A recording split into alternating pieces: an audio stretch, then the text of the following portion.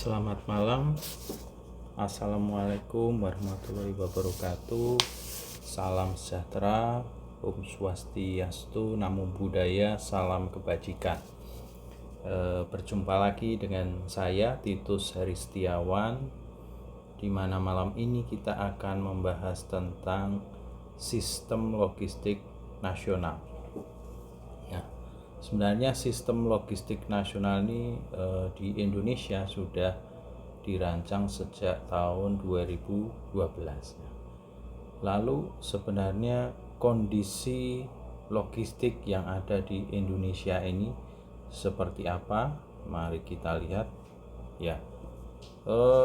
Kembali lagi ke jadi barang-barang yang ada di sekitar kita itu ada bermacam-macam barang, dan semuanya itu biasanya tidak terdiri dari satu material tapi adalah biasanya sudah campuran dari berbagai material. Semakin maju suatu peradaban, maka produk-produknya itu akan semakin bervariasi banyak material yang ditambahkan di dalamnya semakin produknya semakin bervariasi dan tentu saja material-material itu berasal dari barang-barang mentah dari hulu ke hilir dari barang mentah, barang setengah jadi sampai barang jadi. Nah, inilah aliran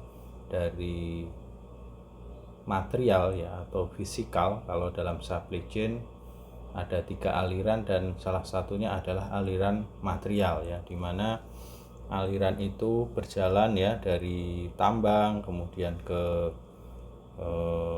bahan setengah jadi berjalan ke perusahaan komponen kemudian ini baru barang setengah jadi, lalu ke perusahaan final, di mana itu adalah barang jadinya yang selanjutnya setelah jadi dikirimkan ke wholesaler, ke retailer, lalu sampai ke konsumen akhir. Lalu kalau ada reverse atau mungkin recycle, bisa kembali lagi ke manufaktur Oke. Dan di setiap tahapan itu pasti membutuhkan alat transportasi untuk distribusi dari material tersebut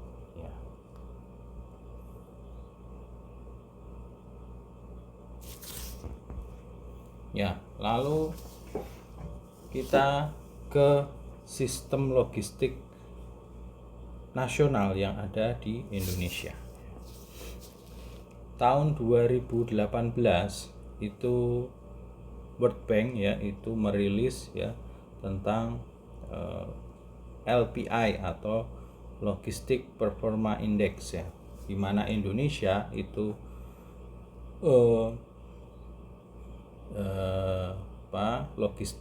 biaya logistik di Indonesia itu berkisar 23,5% dari PDB Kalau Malaysia itu sekitar 13% dari PDB.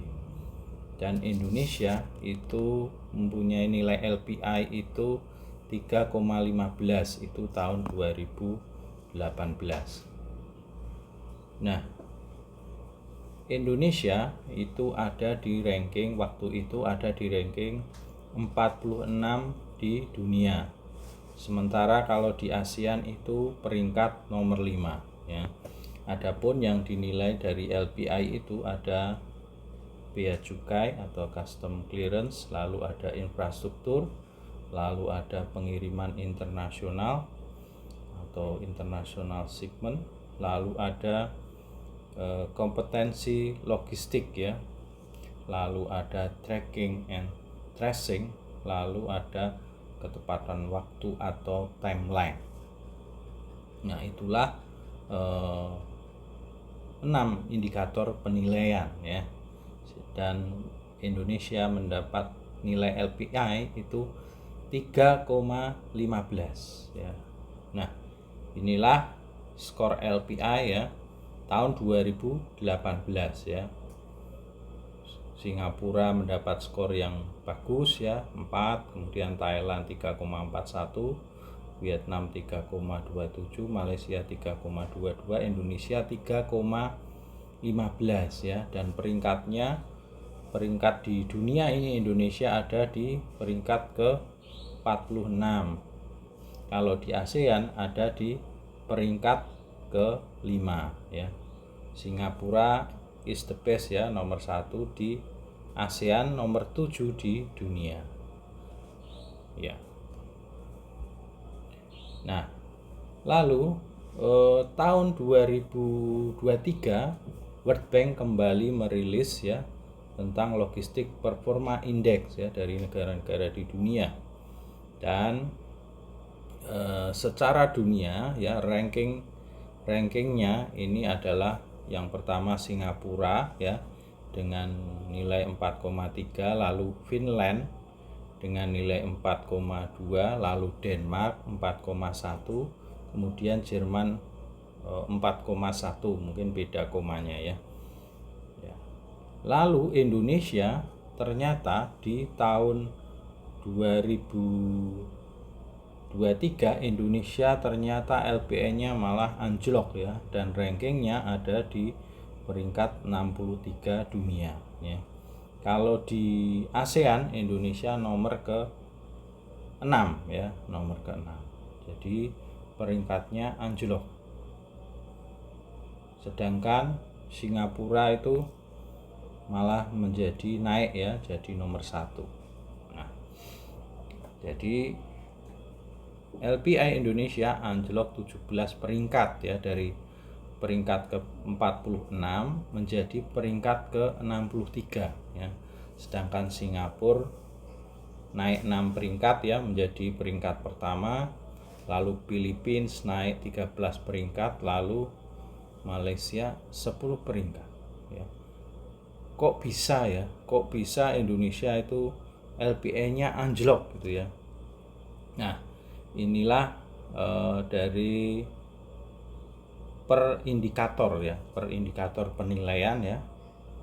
Jadi penurunan skor Indonesia itu dari 3,15 menjadi 3 ya. Yang pertama itu untuk custom clearance atau bea cukai itu dia naik ya, 2,7 menjadi 2,8. Infrastruktur juga naik ya, dari 2,895 menjadi 2,9, naiknya sedikit sekali ya, cuman 0,005 ya.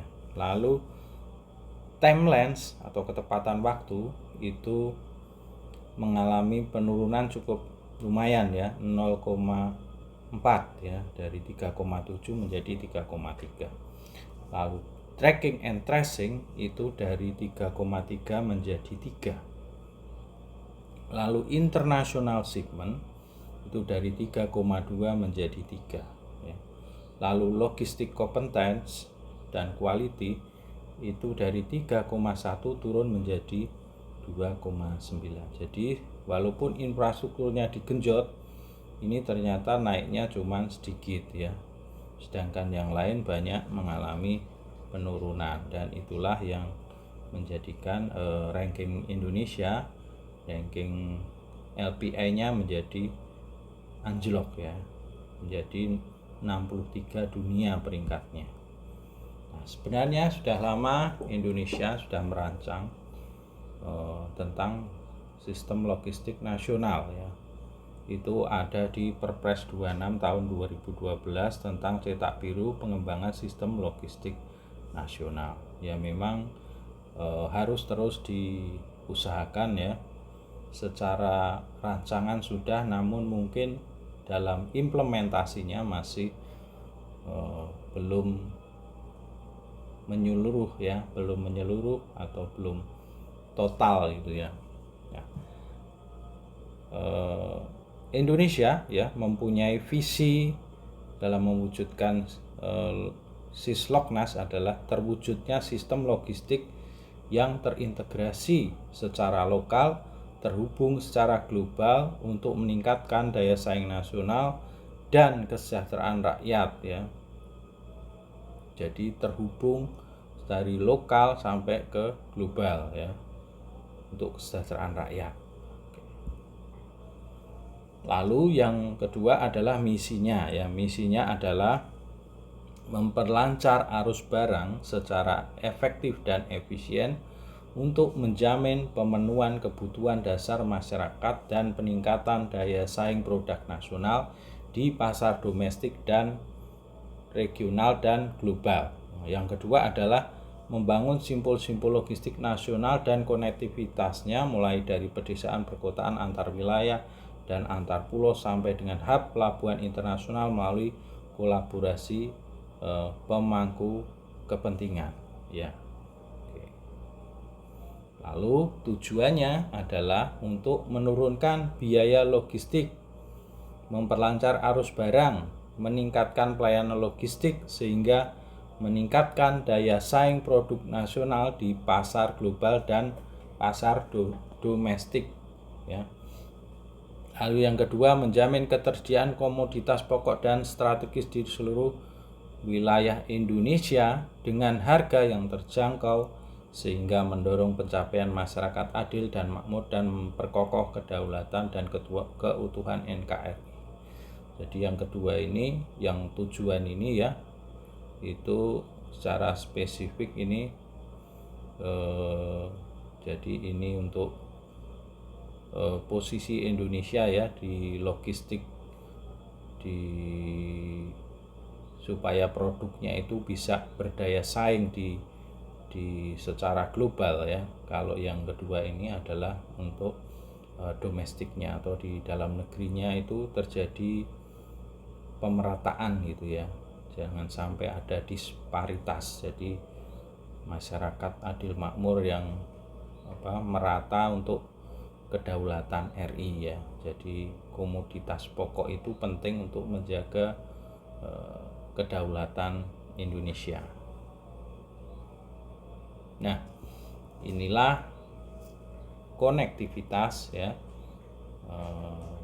yang dirancang ya. Sebenarnya konektivitas ini ada beberapa tahap ini ya.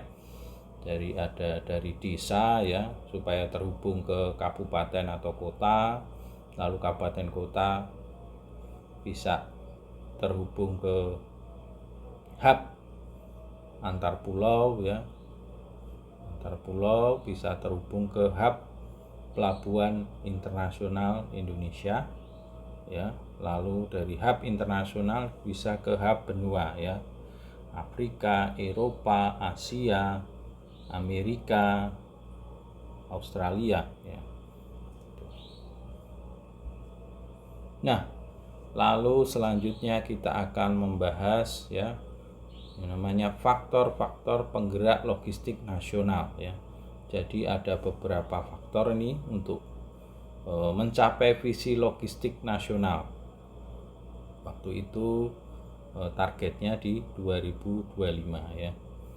Jadi dari 2012 sampai 2025. Dan inilah faktor-faktor penggerak ya. Jadi ada yang pertama itu ada komoditas ya. Kenapa komoditas ada di depan ya, di panahnya ini ya? Karena sebenarnya kan yang dilayani itu adalah komoditas, yang didistribusikan itu adalah komoditas. Ada tidak komoditasnya ya? Atau kita hanya membuat infrastruktur tapi kita tidak mendorong komoditasnya, tidak mendorong produktivitas dari suatu wilayah atau suatu penduduk di wilayah itu gitu, untuk mendistribusikan produk-produknya ya melalui logistik ini ya. Lalu ada regulasi, peraturan dan perundang-undangan ya. Lalu ada sumber daya manusia, lalu juga terkait dengan teknologi informasi dan komunikasi yang sekarang ini berkembang secara masif dan sangat-sangat berpengaruh, sangat-sangat membantu dalam logistik ya, dalam supply chain ya. Lalu ada juga pelaku dan penyedia jasa logistik, lalu ada infrastruktur transportasi. Dan selanjutnya mari kita bahas ya satu-satu ya. Ya, yang pertama adalah komoditas sebagai penggerak utama ya. Jadi kenapa komoditas itu sangat penting ya? Ya karena yang dilayani itu komoditasnya. Jadi apakah infrastrukturnya terbangun tapi komoditasnya tidak ada ya? Atau ada permintaan ya untuk distribusi dari komoditas tersebut ya. Jadi kadang antara telur dan ayam gitu ya. Tapi berarti kalau infrastrukturnya sudah ada, kita wajib mendorong produktivitas komoditasnya supaya infrastruktur ini benar-benar dimanfaatkan. Ya, jadi yang pertama adalah komoditas pokok ya. Komoditas pokok ini sangat penting ya, menguasai hajat hidup orang banyak. Kalau sampai tidak terpenuhi bisa rawan bergejolak ya. Dan komoditas pokok ini biasanya sangat volatile atau bisa naik turun, menyumbang inflasi ya, dominan inflasi. Dan ini juga untuk menentukan kesejahteraan rakyat. Ada peristiwa kemarin ya, banyak negara-negara ya yang kehilangan pasokan dari komoditas pokok ini ya. Seperti ada negara yang mungkin kekurangan ya minyak goreng gitu ya. Lalu sampai gonjang-ganjing ya, pemerintahannya sampai di demo ya.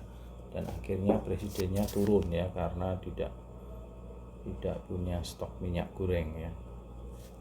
Lalu ada yang namanya komoditas strategis ya. Komoditas strategis ini adalah barang yang berperan penting dalam menentukan kelancaran pembangunan nasional ya. Nah, oleh sebab itu pemerintah dapat melakukan intervensi pasar untuk menjamin ketersediaan stok, menstabilkan harga agar terjangkau oleh semua lapisan masyarakat dan menurunkan disparitas harga antar daerah di Indonesia. Jadi pemerintah harus menjaga ini ya, menjaga komoditas ini ya supaya tetap tersedia dan harganya juga bisa stabil, terjangkau ya oleh semua lapisan masyarakat ya. Jangan sampai terjadi disparitas, di satu wilayah harganya murah, di satu wilayah harganya mahal ya, karena mungkin jauh sehingga biaya transportasinya tinggi sehingga menjadi mahal. Contoh di Papua ya, misalnya dulu harga bahan bakar itu mahal sampai 50.000 60.000 ya. Tapi karena ada tol laut, subsidi tol laut, lalu ada jembatan udara, sekarang harga bisa ditekan dan relatif sama harganya saat ini. Lalu ada juga komoditas unggulan ekspor ya.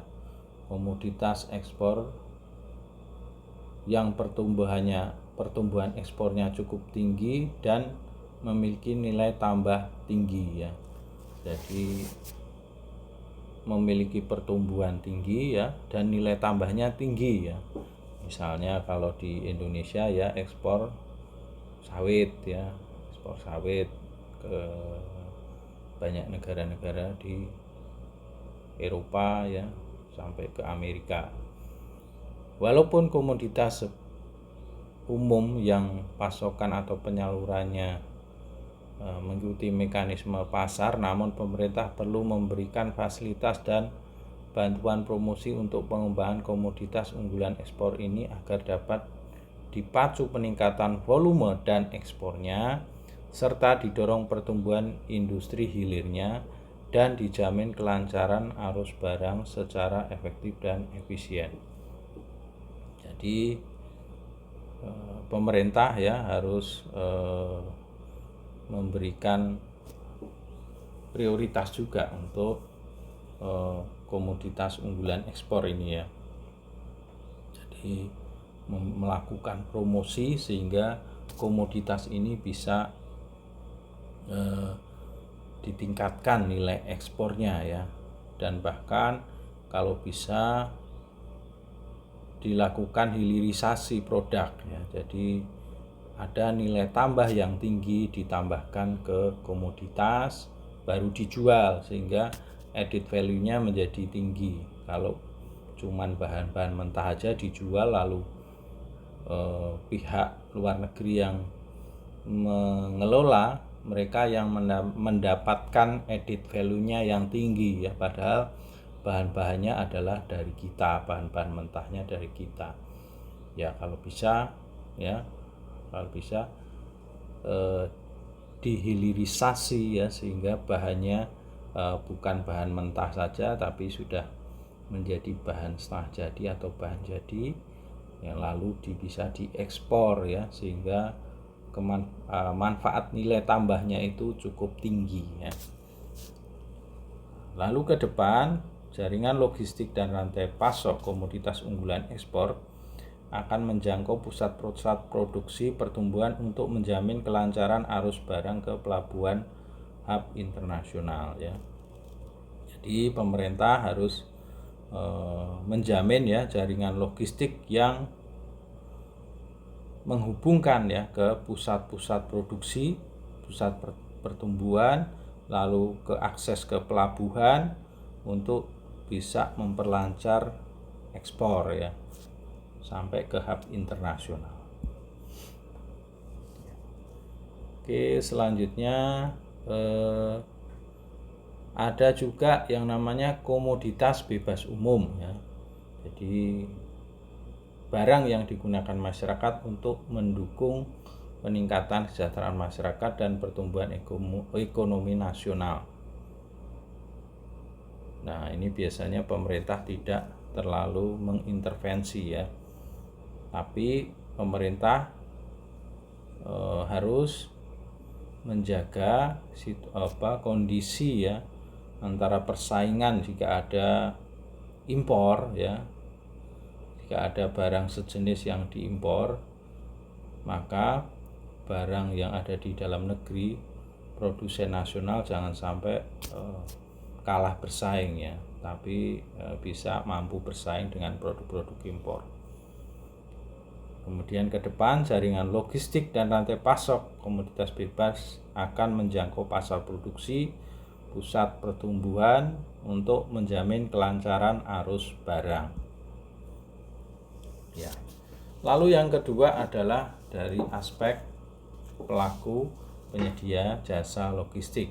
Jadi kondisi yang diinginkan adalah terwujudnya pelaku logistik atau penyedia jasa logistik yang terpercaya dan profesional gitu ya.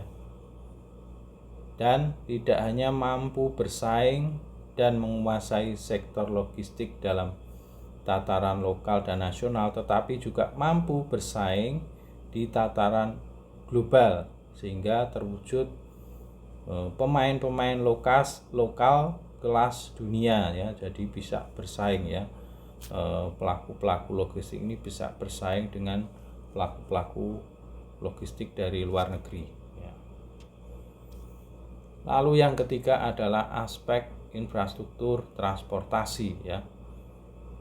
Jadi untuk memperlancar pergerakan arus barang secara efektif dan efisien serta dalam rangka mewujudkan Indonesia sebagai negara maritim yang mempunyai kedaulatan dan ketahanan ekonomi nasional. Jadi jelas infrastruktur ini sangat berguna untuk melancarkan pergerakan barang.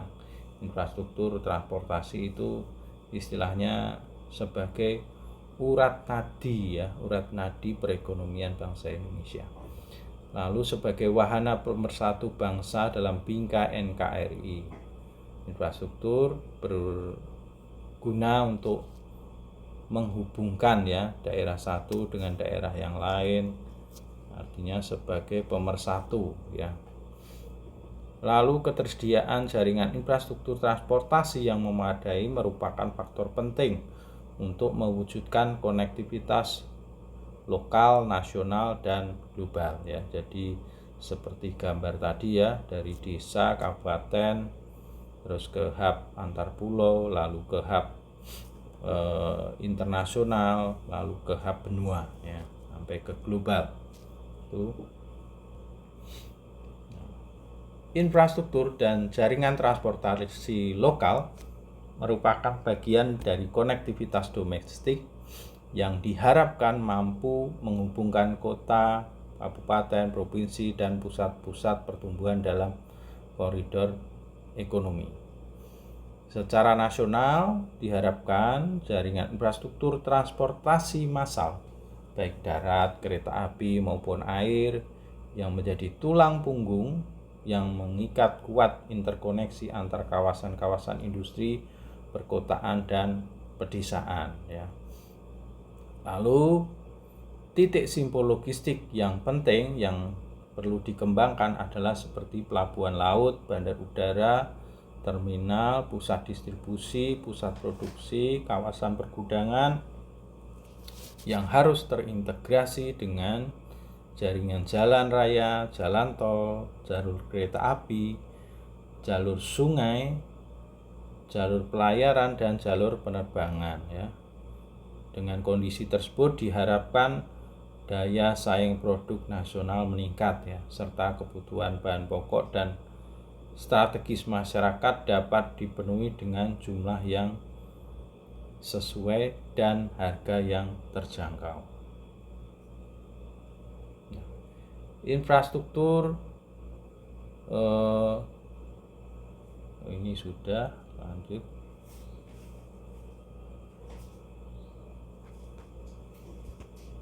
Ya, lalu infrastruktur dan jaringan transportasi antar pulau merupakan bagian dari konektivitas domestik yang diharapkan mampu menghubungkan pusat-pusat pertumbuhan ekonomi ya, baik dalam koridor ekonomi dan wilayah di dalamnya atau hinterland, termasuk daerah tertinggal, terpencil, terdepan, atau perbatasan, maupun antar koridor ekonomi dan antar pulau ya.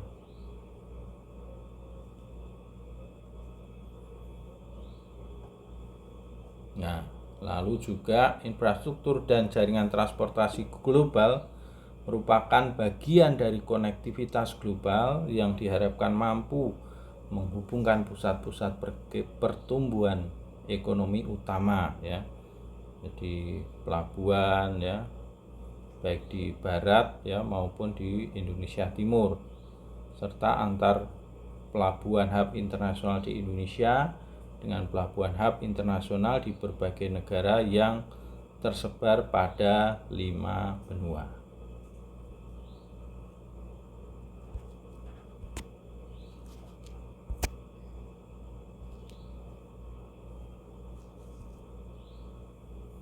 Lalu untuk pelabuhan khusus juga perlu ya, itu untuk kelancaran ekspor impor dalam rangka mendukung pengembangan kawasan ekonomi khusus, kawasan industri pertambangan, juga migas ya, serta industri perikanan. Mengingat komoditasnya yang berbasis pada sumber daya alam, maka lokasi dan penyelenggaranya akan diatur secara tersendiri. Lalu juga industri perkapalan ya, merupakan industri strategis yang mendukung kelangsungan pelayaran domestik yang berperan sebagai komponen kunci logistik ya. Jadi sangat penting ya industri perkapalan di Indonesia, karena Indonesia itu 2/3-nya adalah lautan, dan lautan itu bukan pemisah tapi konsepnya penghubung, sehingga perlu sekali industri perkapalan itu dikembangkan dengan pesat ya, untuk menjamin pelayaran ya di Indonesia, karena Indonesia adalah negara maritim ya, dan sudah men-state sebagai poros maritim dunia, sehingga mau tidak mau harus terus dikembangkan industri perkapalan ya.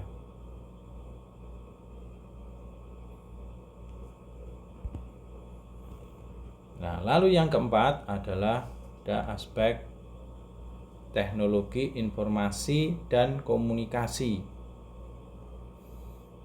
Kondisi yang ingin dicapai adalah tersedianya e-logistik nasional ya, yang menyediakan layanan satu atap sistem pengiriman data, dokumen logistik perdagangan, dan informasi secara aman dan handal untuk melayani transaksi ya, baik J2J, government to government, atau government to business, J2B, dan juga business to business ya, baik yang untuk perdagangan domestik maupun internasional dan terkoneksi dengan jejaring ya.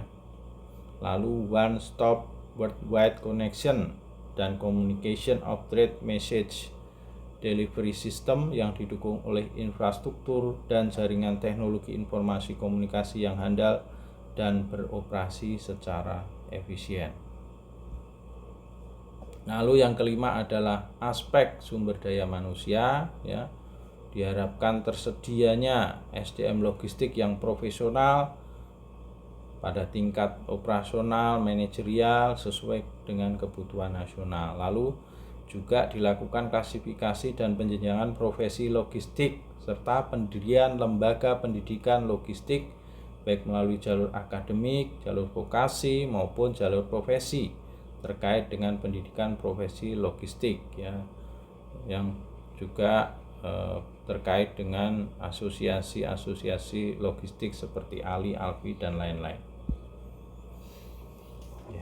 Lalu dari sisi regulasi dan kebijakan juga sangat penting ya, dalam rangka melindungi kepentingan negara dan kepentingan berbagai pihak lain ya di sektor logistik, juga menjamin kepastian hukum dan menciptakan iklim usaha yang kondusif bagi logistik nasional ya.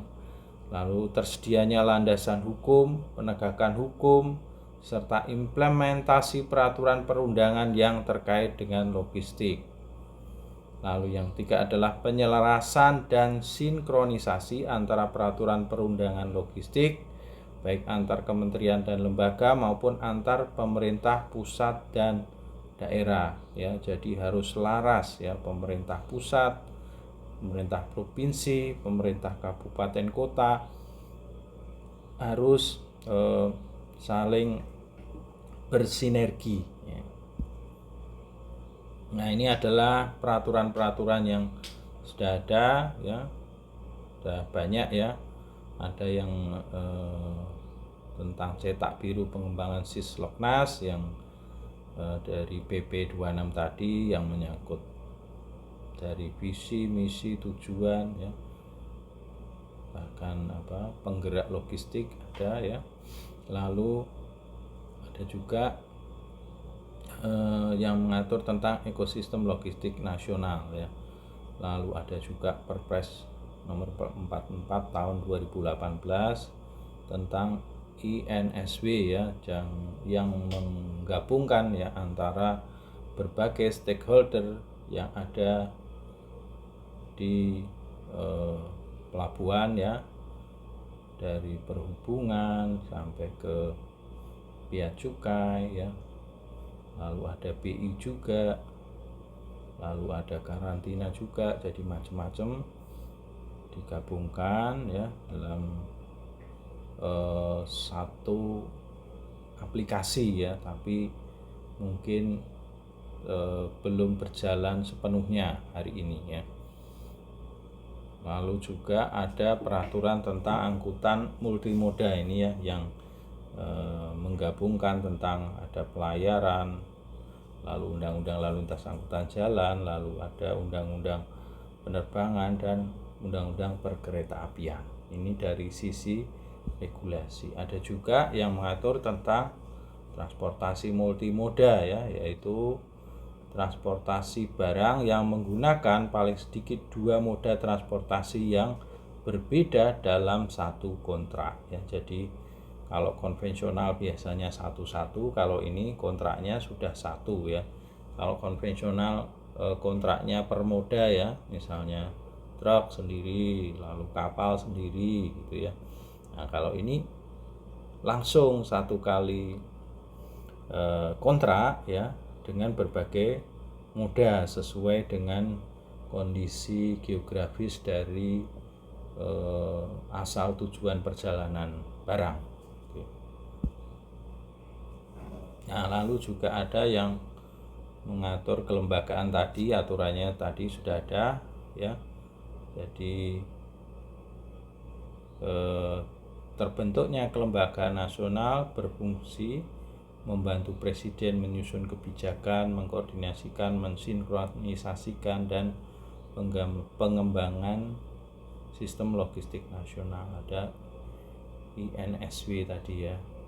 Lalu kelembagaan bertugas untuk memastikan agar seluruh rencana aksi cetak biru pengembangan sistem logistik nasional dapat dilaksanakan oleh pemangku kepentingan secara efektif dan berkelanjutan. Untuk memantau dan mengevaluasi pelaksanaan kebijakan di bidang logistik nasional, termasuk penanganan berbagai masalah yang bersifat lintas sektoral. Jadi lembaga ini berfungsi mengintegrasikan ya, supaya semuanya menjadi lebih sinkron ya, dan lebih mudah ya, sehingga tidak berbelit-belit tapi bisa cepat ya, timelinenya tidak panjang ya, tapi bisa cepat ya. Demikian